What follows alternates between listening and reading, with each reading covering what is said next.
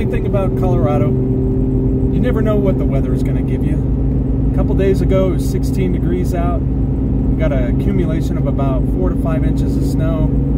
Ended up spending a bunch of time plowing my driveway. And here we are today. And it's 66 degrees out. Sun's out. Skies are clear. It's beautiful. It's a little bit later. I'll call it dusk. And I'm taking this as an opportunity to basically christen in the teardrop. We're going to take it on a old stage road, which is back behind the Broadmoor in Colorado Springs. And it's kind of off the beaten path. Definitely a dirt road.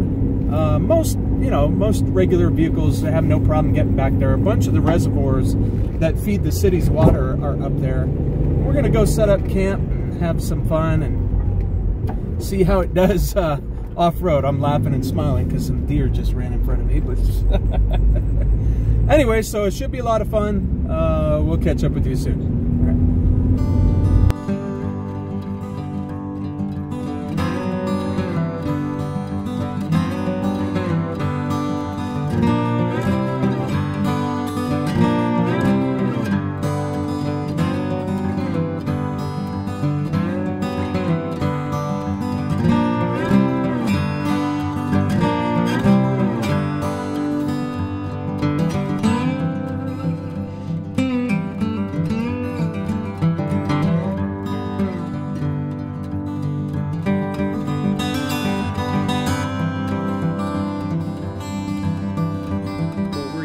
Stage road. This is going to be the first voyage of the teardrop off-road. So Old Stage Road is just behind the Broadmoor in Colorado Springs. Not a lot of people know about it, but it's basically cuts right through from Colorado Springs to Cripple Creek, which Cripple Creek is an old mining town that was converted to a casino town back, let's say 50 or 60 years ago. I could be off on those dates, but should be a lot of fun. It's dusk right now, so I don't know how clear the video is going to be, but we're going to set up camp by one of the reservoirs that feeds this city water.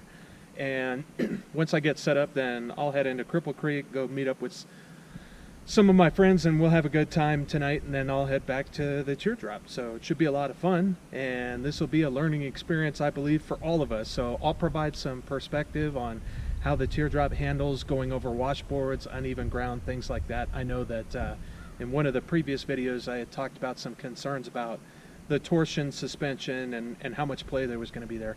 We're not doing anything super serious, not going over any boulder fields or anything like that, so most of these roads, a regular sedan can head over. So I'd imagine we shouldn't have too many problems, but I'll provide some input and feedback, and let's go hit the road.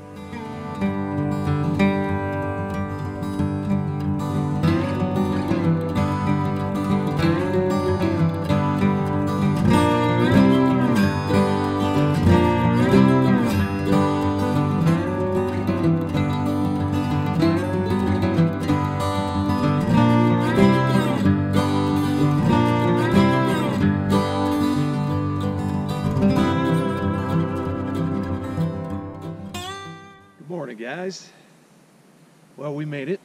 Took a little bit longer than I thought.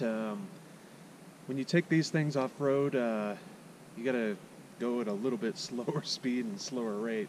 A couple things I found out: anything that's not secured on the inside is gonna bounce around all over the place. So I tried to secure everything as much as I could in the back, and we'll take a look at that in a second. But really, this is what it's all about. So I don't know if you can see this, and the video really can't do it justice, but the Rocky Mountains are just beautiful, man. All these rock formations that are made of granite are just phenomenal. Just up the road, we've got one of the reservoirs that feeds the city of Colorado Springs. It was a great trip overall. I came in, took me about 2 hours to get in here, and then set up camp, got nice and toasty and comfortable inside the teardrop, and it was a lot of fun. So let's take a look. I'm gonna walk you around real quick here. So obviously we got the Jeep back here with no issues. Got a nice little secluded spot here inside the trees. And just a couple things I want to point out real quick. So remember those leveling blocks that we were talking about? Well, that's exactly how I'm using them, right? So we've got the blocks down here that, because I'm on uneven ground and the kitchen needs to be level for when you're cooking, and then obviously you're going to be more comfortable on level ground inside the teardrop itself. So I have this under the left tire, and then I also have it, I'll probably get yelled at for putting that thing under the wheel of the tongue jack there, but it was fine for me, and you know, worst case, okay, fine, it may have rolled off. But I have the chalk blocks on the Jeep as well. So we'll take a look at the back here.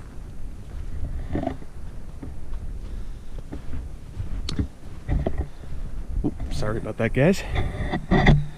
So I notice, you know, in the back here,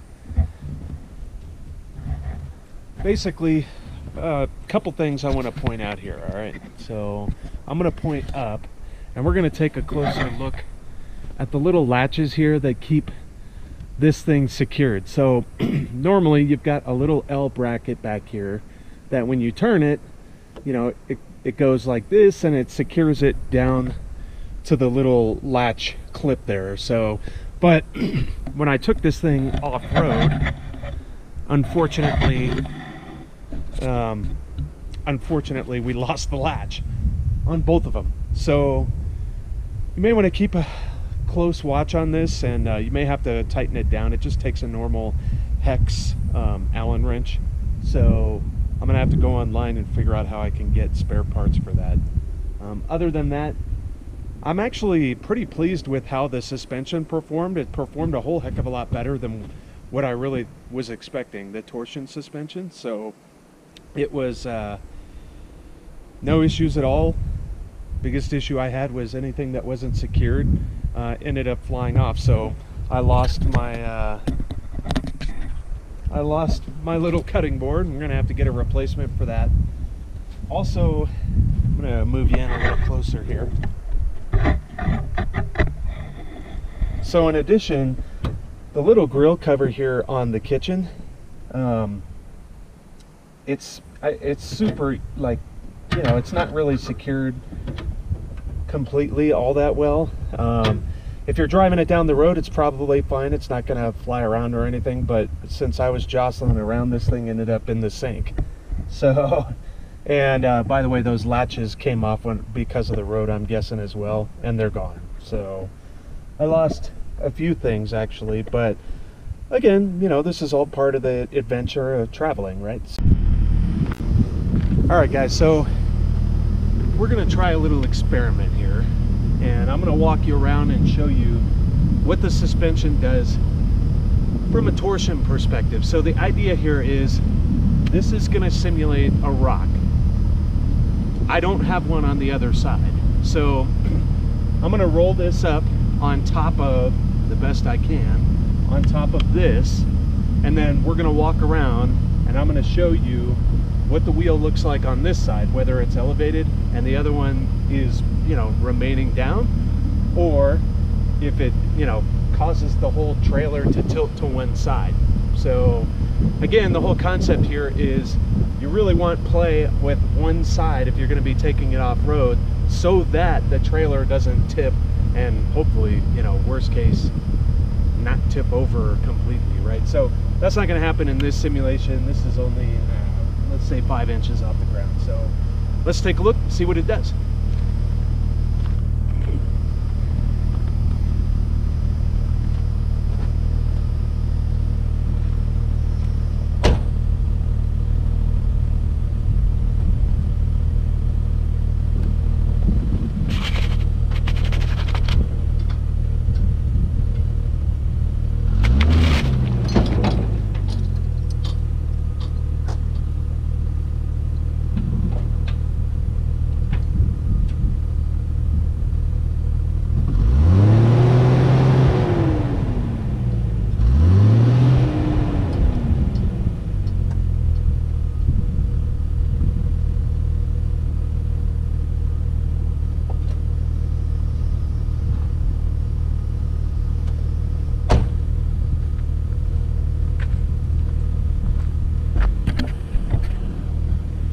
Okay.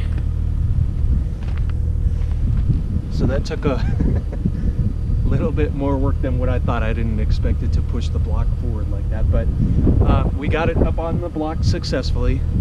Now let's take a look and see what the trailer pitch looks like and then what's happening on the other side.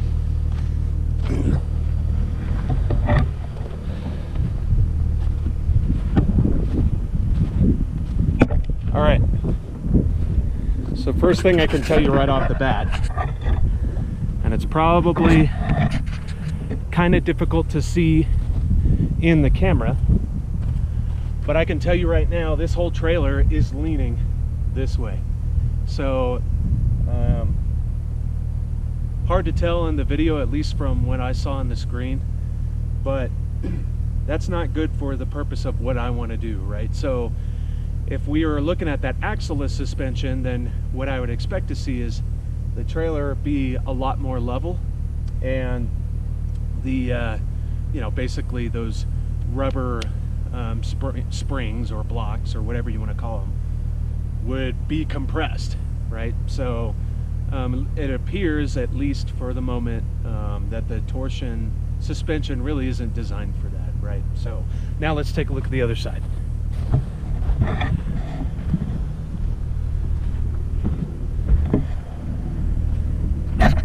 All right.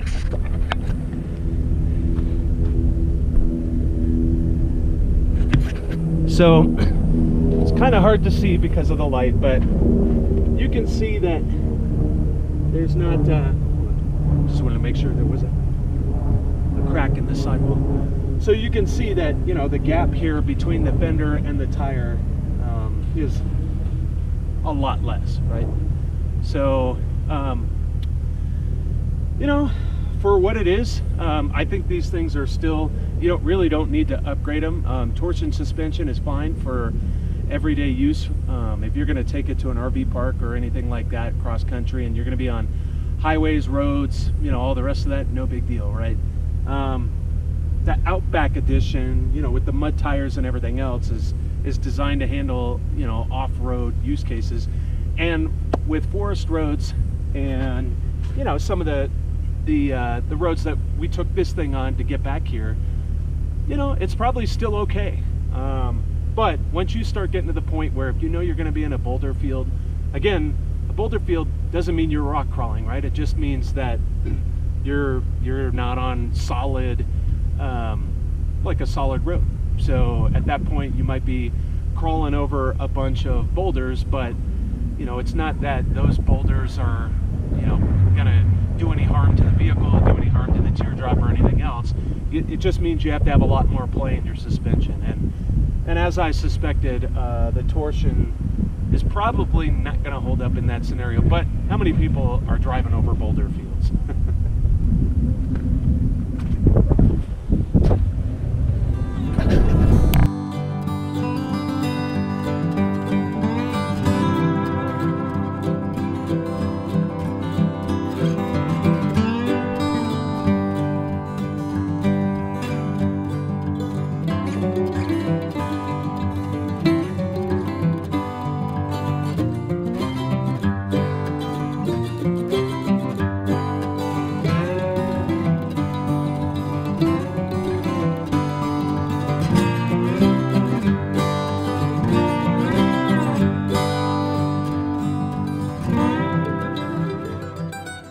So we stopped just outside of Victor.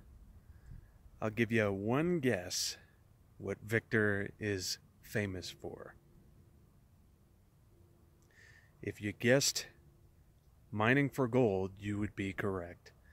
So Victor, pretty interesting actually. So if you take a look behind me here, that is a mountain that they're basically taking out. They're going tier by tier, which is why you see, you know, levels. That mountain won't exist in probably 20 years. So some pretty cool statistics. This is actually one of the most active mines in U.S. history, and a lot of people don't know about it. Victor's in Colorado. It's about, I'll guess, about 35 miles west of Colorado Springs as the crow flies, but there's no direct way to get there. So we took a back road, just well, a scenic road, right? Take the teardrop out to get it used to off-road.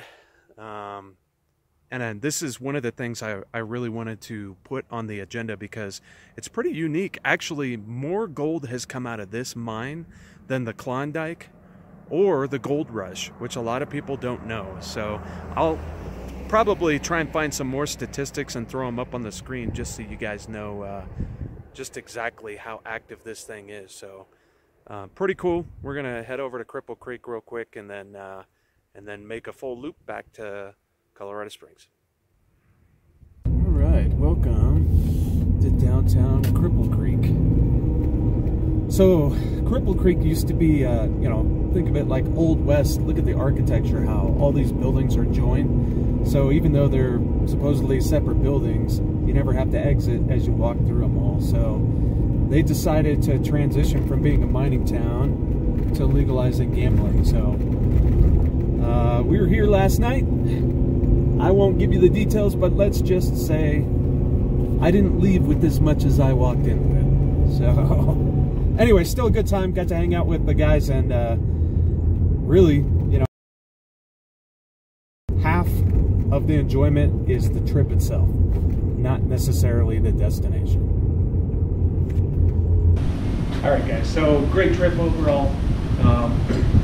One of the things when you take this thing off-road is it's going to get dirty, right? So I want to keep this thing clean and well maintained, so I'm at the car wash right now, and one of the great things about this being the size that it is and being so compact is that I can just pull it into a regular car wash. I don't have to go anywhere special. So we're going to give this baby a bath and then get it all cleaned up, stored in the garage for the next trip. Next trip is going to be out to we're going to try and hit all 3 parks. We'll see what time permits out in Utah.